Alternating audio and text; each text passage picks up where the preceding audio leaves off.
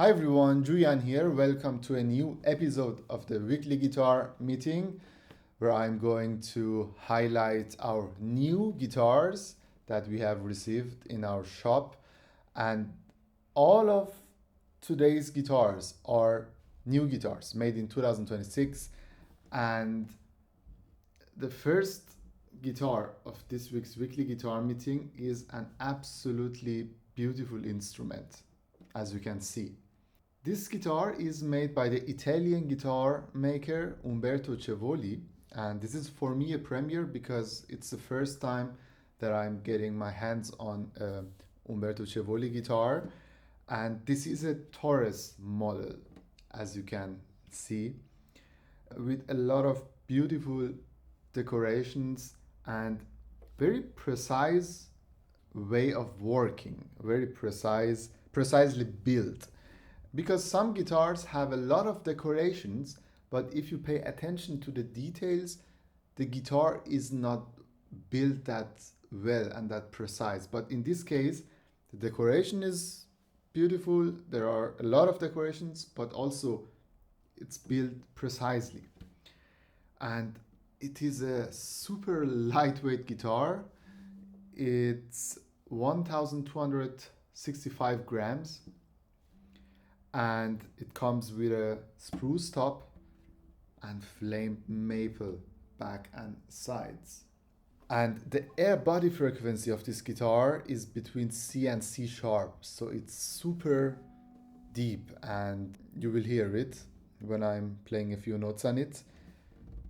Brand new from 2026, and my colleague Francisco Mora did also an interview with Umberto. Very interesting. If you had to define your building philosophy in one sentence, what would it be?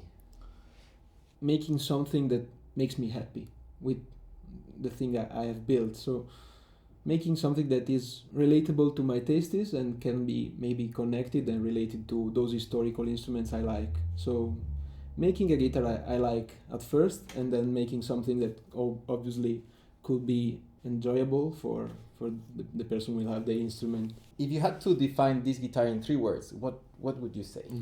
Which 3 words would you choose? I would say light, because it is very light. Organized, I suppose, because I think the voicing and the registers of the guitars are quite balanced, so maybe organized or balanced, let's say. Demanding, yes. Why demanding?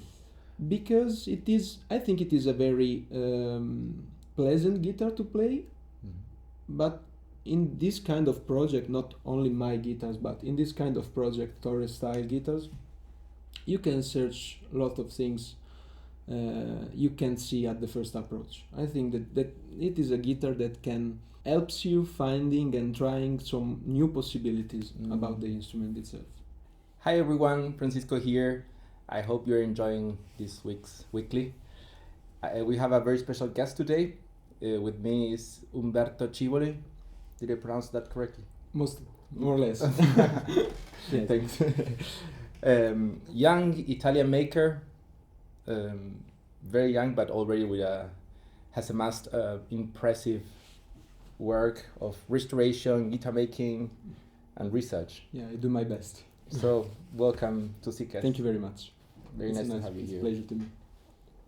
So, Umberto, what have you brought for us today? Well, I brought my last guitar, made this year, finished this year, and this is a Taurus homage, as you can maybe see from the aesthetic view, and it's a very traditional guitar, very, very classical guitar, I'll say. Well, please do not undersell yourself. This is a fine crafted instrument with beautiful inlays, a very fine work on the decoration, the pefflings. Yeah, I obviously did my best in order to recreate the Taurus context, of course, and to pay an homage to maybe the most influential guitar maker of the history, for sure. And so I tried to do an instrument that is not a copy of Taurus. I already did some copies, but let's say it is inspired from the work of Taurus, so has some motifs, some decorations, very, very obviously very similar to the originals, but maybe combined in a slightly different way. One of the things that struck me first was the very deep-bodied resonance. Yes. Is this something you designed or something that happened? This is both something I'm searching to during the construction of the guitar, but is also a consequence of the construction style I decided to use in this case.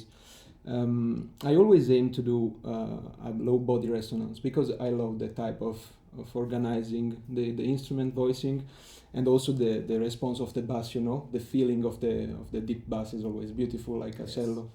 So it's something very very relatable to feelings, but also to the voicing organization of the guitar. So I think it is very important in order to have an historically correct, let's say, instrument, but also a very organized instrument in order to make colors and stuff on the fingerboard.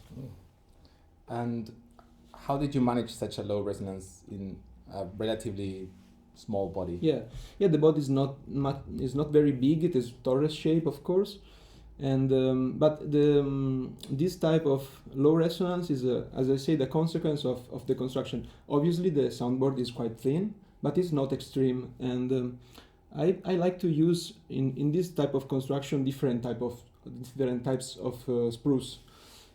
In this case, this is Val di Fiemme spruce, Italian spruce, that is very very light, but also very compact, very homogeneous. So I decided to match it in 4 parts, and to use all the parts with the vein of the spruce I liked. So in this case, I decided to cut some spruce parts and to use them in such positions, and this lightness of the material itself gives me the opportunity to go lower with the body resonance without going extreme with the thicknessing of the top. So you use 4 parts in order to get the best grain on it. Yeah, this is something I learned from Torres itself, to use the wood, not maybe the best looking wood itself, but the best wood for the project I have in my mind, So in this case, I decided to use very homogeneous and regular spruce. So the table was not like there, so I decided to cut it in halves and to use it in those positions in order to, let's say, help the work of the bridge. So the gluing are under the bridge, and also in order to stiff some very critical areas of the guitar when the bridge starts to move. Obviously, the guitar is yes moving. There's a big load. Yes. And so I decided to prevent, in a sense, also maybe future cracks or problems of the guitar for this type of construction. So you're trying to really make the top work as good as possible by choosing I tried to do my best in order to manage all the movements the body will have in the future. And also in order to stiff some critical areas, in order to not get too much weak points on the fingerboard, and to have low body resonance but without losing all those very singing characteristics of the treble and all those very nice aspects of the singing treble of the guitar. So when you go very low with the resonance and with the thicknessing, the problem could be the first string, of course, because it loses energy. So I try to do my best in order to not lose so much energy on the first string. Very interesting. You just said that you learned this 4-piece top directly from Torres. What do you mean by this? Torres didn't tell me anything recently. He told me in the dreams, but no, it is a learning I gained from Torres, both from Torres and both from Gabriele Lodi, which is a very inspiring maker to me. I have the privilege to talk with him very, very often, and he explained me some things about Torres. He focused me some things about Torres that I developed after that in my own way. And Torres, as we maybe all know, didn't have many materials, many possibilities. So he decided to just take the best parts of the materials in order to make the guitar. And I simply decided to do the same thing, because I like very much this type of spruce. I use it for 3 guitars before this one, and they all work very well. So I decided to use exactly this kind of spruce for this construction, but then I decided to match the grain in a way maybe also Torres would have done. I hope.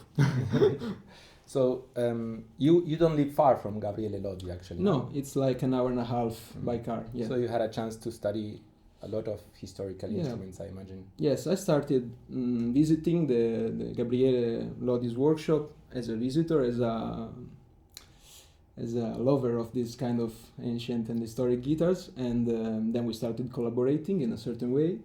But yeah, the biggest opportunity and the most fantastic possibility he gave me was the possibility to look at those original instruments, you know, because I'm very in love with that type of sound, with that dimension also of construction style, and I learned lots of things from those instruments by looking at them simply. Next thing that that caught my eye is the beautiful flamed maple you have here. What about how is it working with this maple against, let's say, Indian rosewood? Maple is quite a unique wood, I think, because first of all, it is the wood violin makers use since ever, you know. So I started thinking about it and realizing it will have lots of potential in a certain sense, because I think it is midway between very light woods like cypress, like spruce as well, and more dense woods. So I think maple gives a very peculiar tone to the guitar, quite brilliant, also very woody, a little bit boxy sometimes, and it could also, let's say, damp a little bit some frequencies, and I think that is something maybe a little bad, but also very good sometimes, because when you have very low body resonances, there could be many frequencies that go on their way, you know. And so I think it stabilizes very much the guitar tone and gives a very beautiful, natural and organic tone to the guitar. And I think it is also the best way, in my opinion, to pay homage to Torres and to Spanish makers, because for them it was an exclusive wood.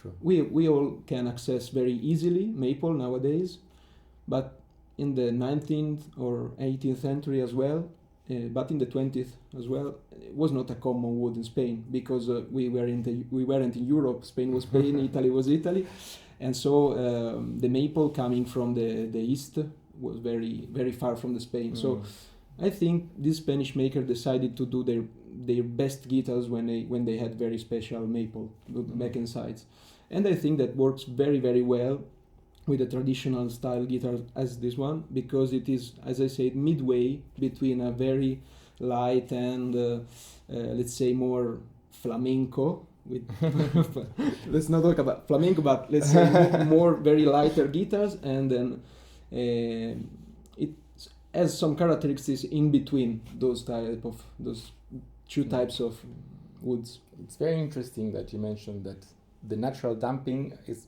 actually an advantage in this case with the low resonance, so that it doesn't get very muddy.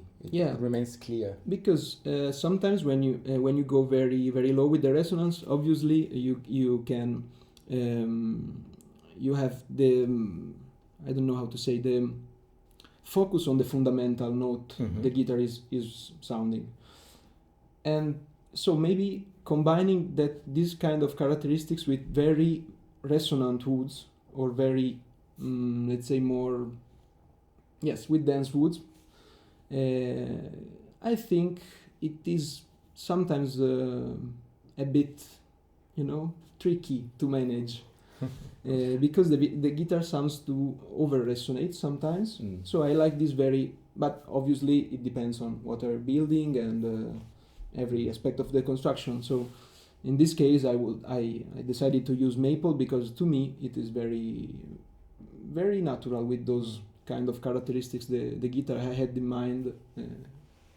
had. Yeah.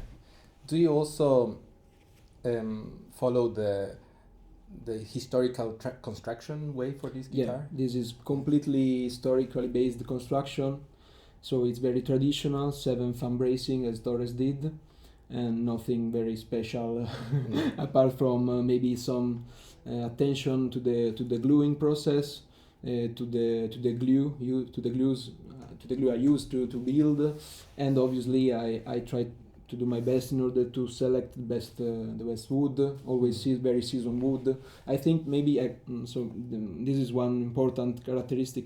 Very seasoned wood helps to have a very stabilized instrument, especially when you have very low thicknessing of the top, and the guitar, I think it is very ready when it's finished, because wood is already very dry. So I think it is very fascinating because the guitar sounds already a little bit old, but that's because of wood. Mature. Because wood is very old. Yes. And so how old are we talking? 30-40 years more or less. Yeah, quite. Both for spruce and for back and sides. Okay. And do you close the guitar from the back or from the top? Yeah, from the top. Wow. Yeah. When I approach to Torres style, or in general to very low thicknessing, very thin tops, Yes. soundboards, I like to close the guitar with the soundboard as the last part.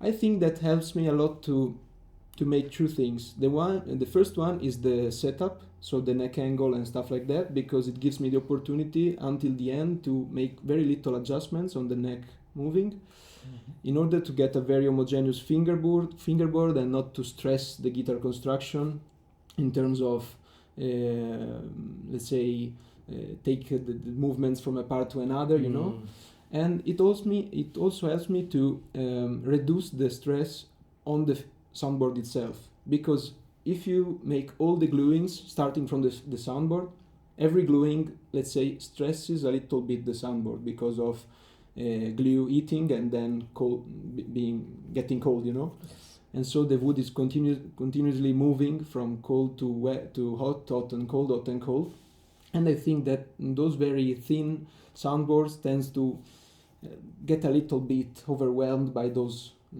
stress. So I like to glue the soundboard as the last thing, as sorry for my example, as when you sit on the sofa, you have done everything in your day, and then you put just your blanket on, and that's the concept of the soundboard. The soundboard is like just put on the guitar and Yes, but and the guitar is finished. More than a sofa, it looks like you're resting on a bicycle, because it's a balance act. Yeah, it is a balance act, yes.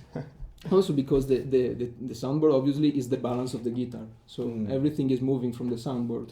It's very interesting, this comment, because I noticed also that the fingerboard feels very homogeneous, but there is very little tension here. It doesn't feel stiff, like I need to pluck.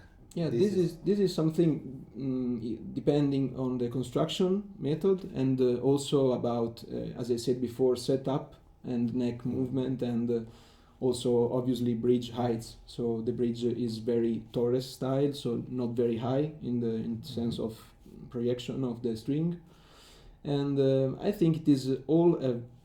I try to balance all those aspects in order to get a comfortable guitar that sounds in a certain way. And yes, this is something I bring back from my Baroque construction method, because I have been constructing some Baroque guitars as well.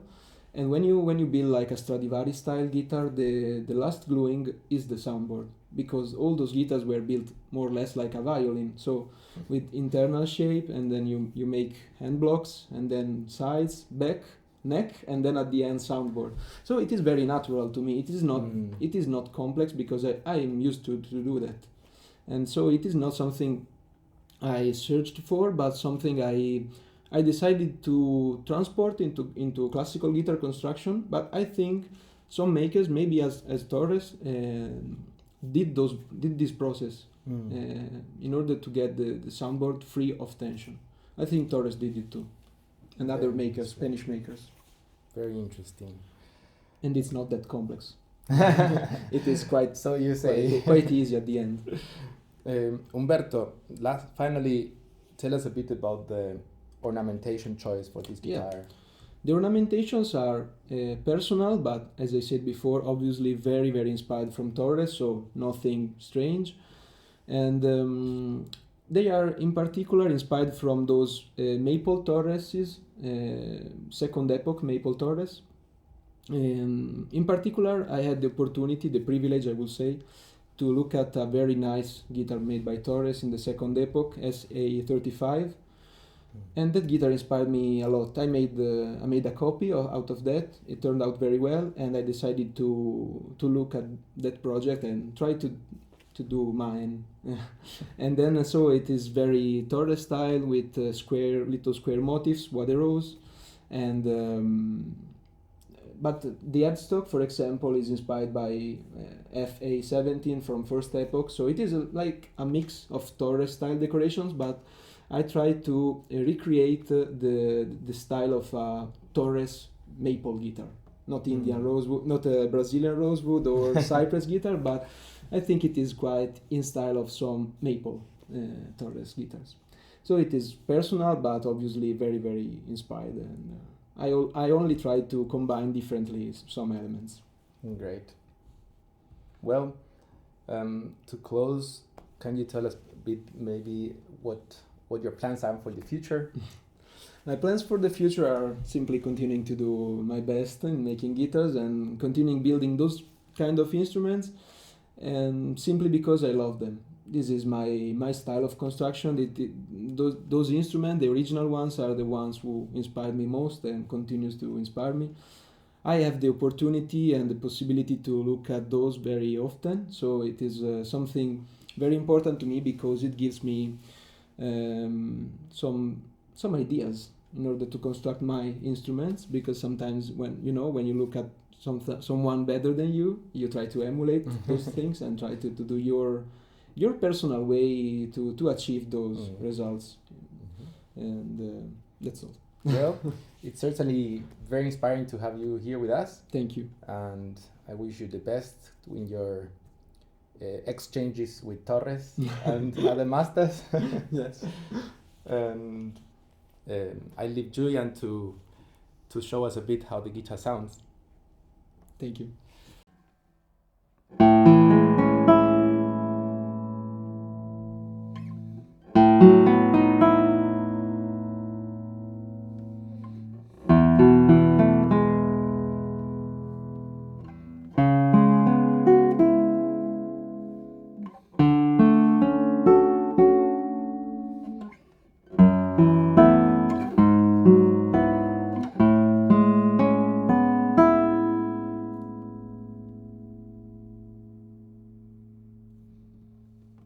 What a wonderful sound. Two things I have noticed straight away. First of all, the fast response of this guitar. It has a trampoline effect. The tones jump out of the guitar super fast. And the second thing is that the character of the sound. It has a relatively dark and slightly boxy sounding character.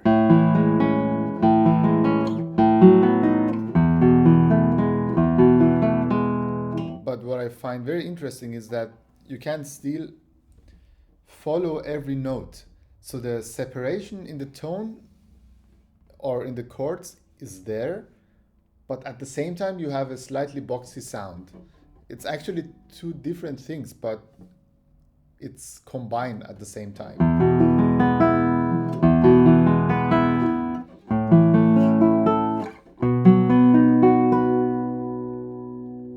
And the corpus of the guitar is slightly smaller than the usual guitars. I think also the nut is probably not 52 or 51. It might be even 50 millimeters. But for the more detailed information, please check our website. You can find the link to this guitar in the video description. At least for my feeling, everything feels slightly smaller.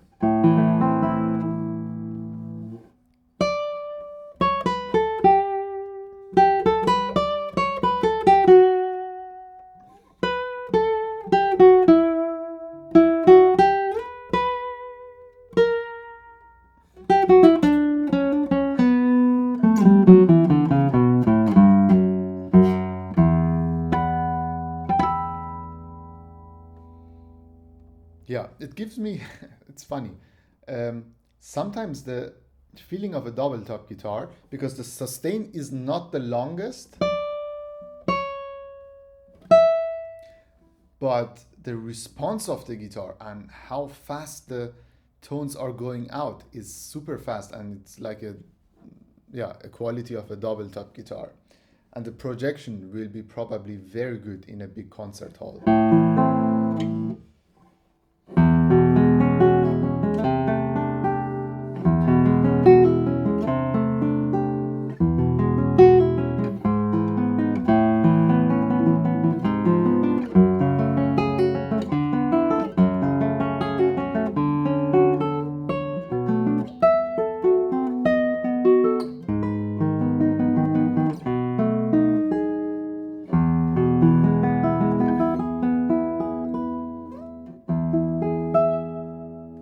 Beautiful.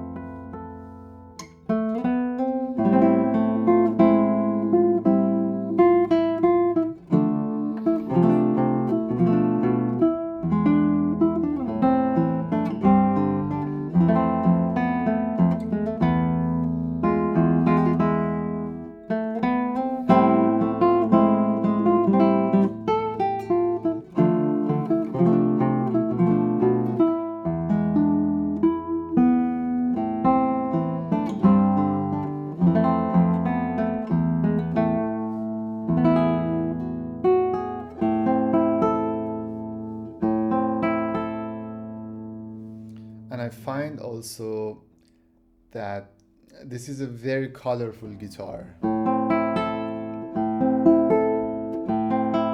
Wow. It has a very elastic sound. Even without moving your fingers too much, you can create a very different color.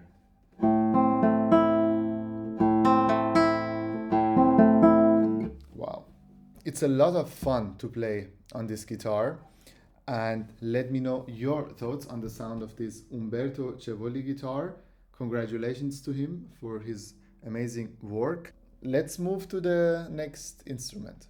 The next guitar is made by the Italian guitar maker Daniele Chiesa, and we had last week a guitar made by Daniele Chiesa, a wonderful traditional guitar with 64 centimeters scale. But this guitar is a double top guitar. It's the 30 Aniversary model made by Daniele Chiesa, so it's a special model, and it's a double top guitar with a slightly elevated fingerboard, a beautiful rosette, Daniele Chiesa's DNA rosette, and we have a cedar top, Indian rosewood back and sides. And I think Daniele Chiesa's guitars have always a very elegant tone, and they have a very specific sound character. Very elegant, very focused sound. It feels like everything is on point regarding the sound of his guitars. But let me play a few notes on it, and then you can judge the sound.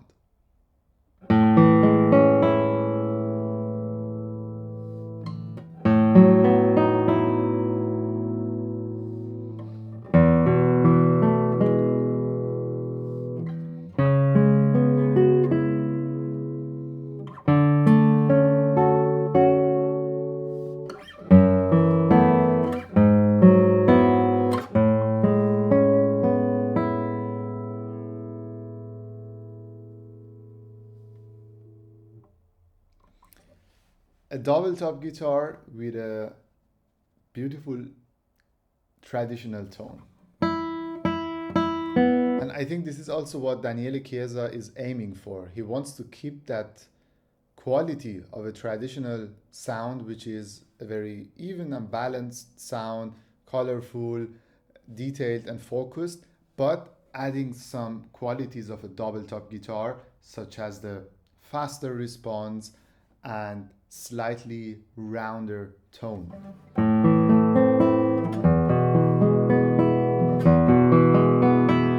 And it has also a great dynamic range, a very wide dynamic range.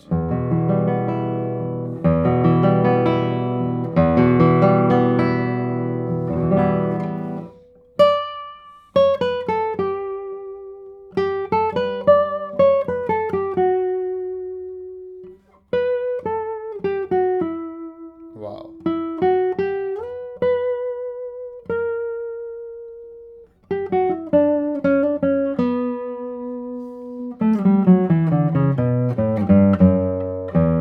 Is it really a double top guitar?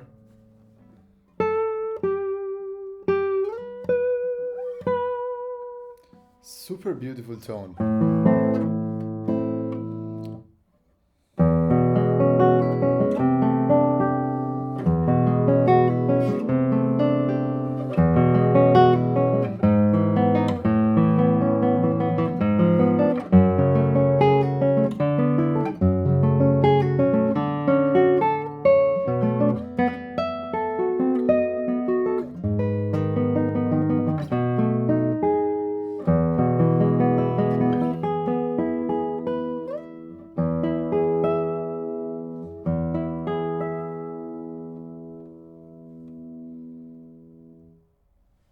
Also, the comfort on this guitar is on point. It is one of the most comfortable guitars that I have played in the recent years. Maybe it's just suitable to my way of playing, I don't know, but everything seems very precise and everything makes sense.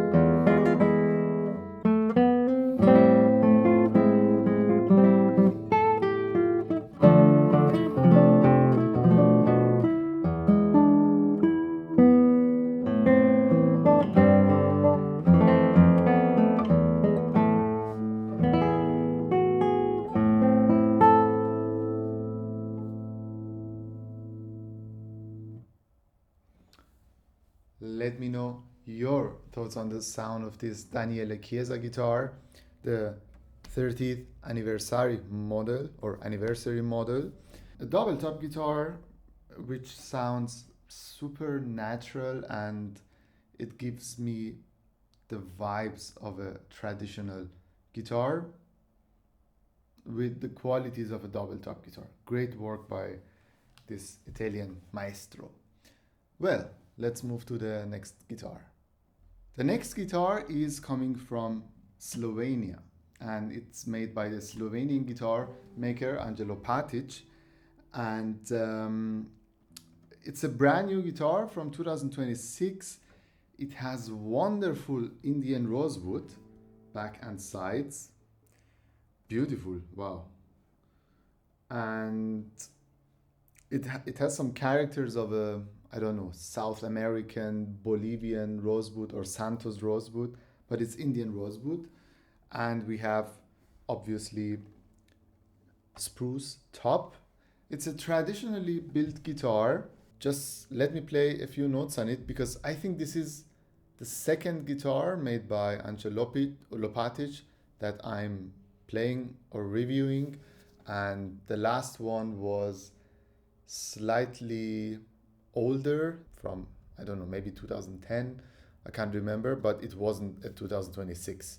guitar. So I'm very excited how this guitar sounds.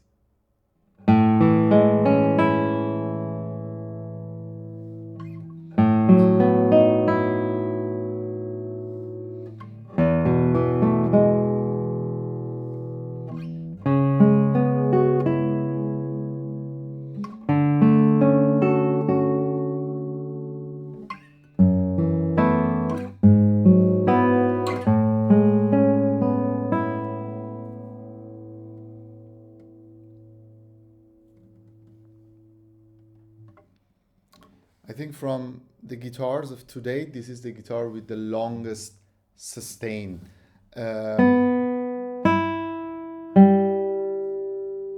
Yeah, the tones are very long and the tones are somehow very heavy. They have a lot of core.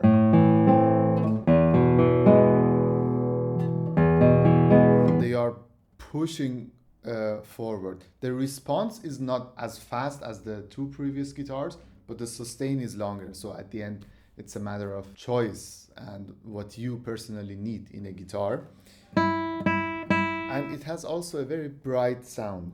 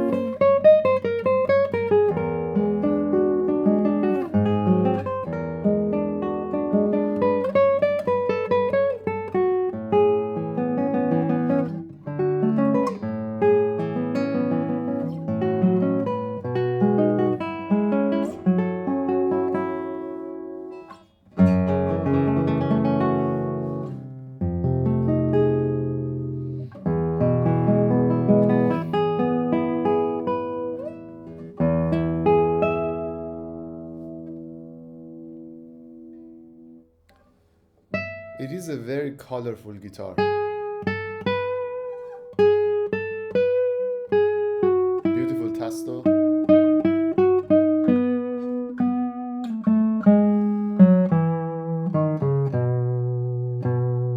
Yeah, very traditional. Nice, very nice.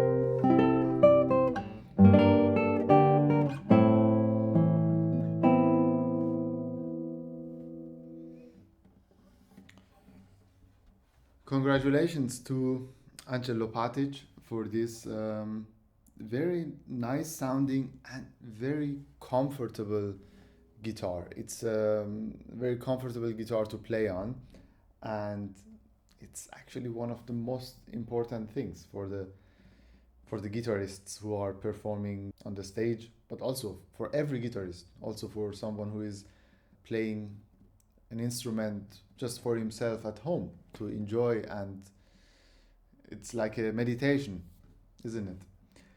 Well, let's move to the next guitar. We have still 2 guitars left. And the next guitar is made by the Italian guitar maker. Today is somehow a Italian guitar makers weekly guitar meeting. This is made by Giancarlo Nannoni, who is building super beautiful sounding guitars. I remember we had, I think, 2 guitars since I'm at Siccas Guitars made by Giancarlo Nannoni, and I enjoyed both guitars. And this one is also very interesting. It has no, it's not a cedar top, it has a spruce top. So I guess this is a thermo spruce, and we have Madagascar rosewood back and sides, a very reddish Madagascar, and it's a lattice braced guitar. So lattice, one of my favorite constructions, and Madagascar, one of my favorite woods. So it's a great combination for me personally. And this guitar has the name Asterope or Asterope. I don't know if it's an Italian word or just the English one. But anyway, Giancarlo Nannoni, brand new from 2026, and let's play a few notes on it.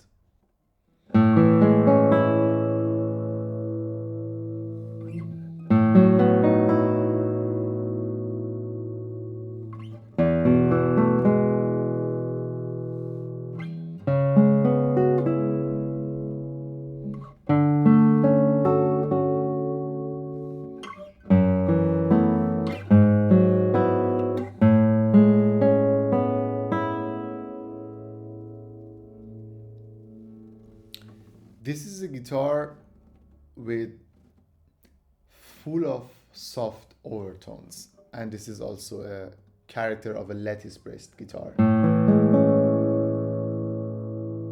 Long notes, a lot of soft overtones, which are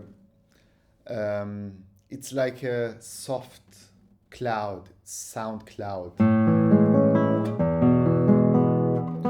But I find it very interesting that the first string is slightly more bright than the others. And I think he did it with purpose for being able to play the melody line much more clear. Because, yeah, with a lot of pieces, the melody is on the first string, and some guitar luthiers try to make the first string slightly more bright so that it's easier to bring out the melody line.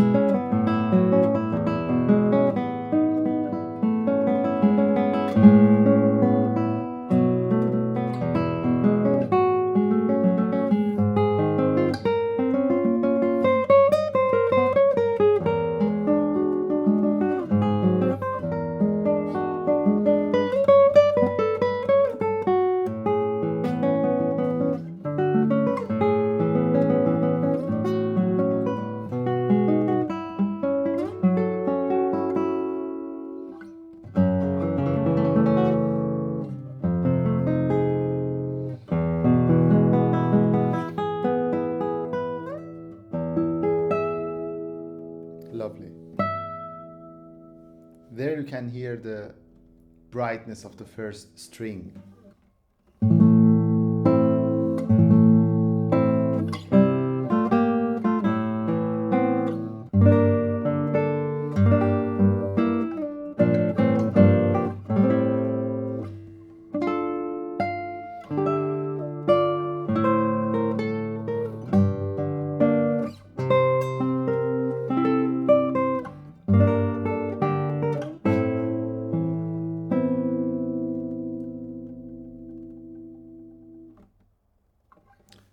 So it was a guitar made by Giancarlo Nannoni, the Asterope, and it's a lattice-braced guitar with wonderful Madagascar rosewood back and sides. And let me know your thoughts on the sound of this instrument, and let's move to the last one. And the last guitar of this week is made by Raffaele Dantone. And we have had a few guitars made by Raffaele Dantone, all traditional and super beautiful guitars, very good sounding guitars, very well balanced and elegant tone. And this one looks also wonderful. Very clean work. It comes with a very high quality spruce top and Indian rosewood back and sides. Let's play on it.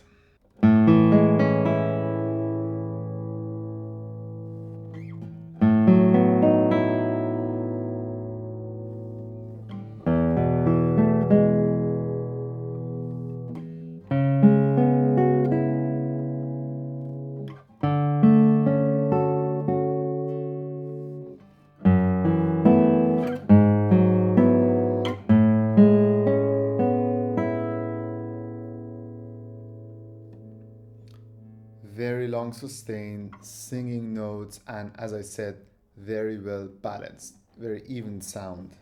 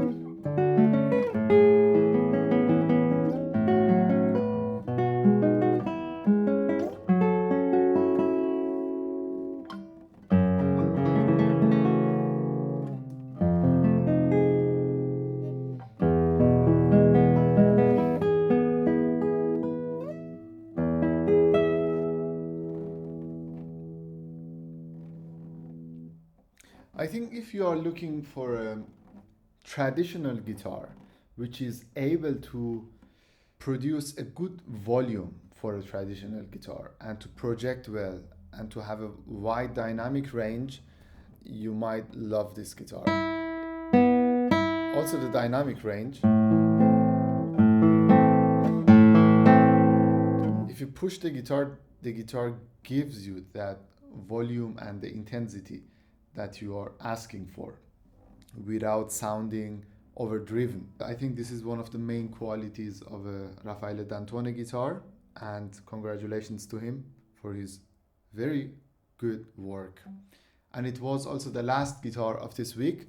Please let me know which guitar did you like the most and why. I mean, we had quite very different guitars today. Lattice brace, double top, a Taurus model, this one. Yeah, I'm very curious. Please like the video, subscribe to our channel if you are still not a subscriber. Have a nice weekend and see you next week.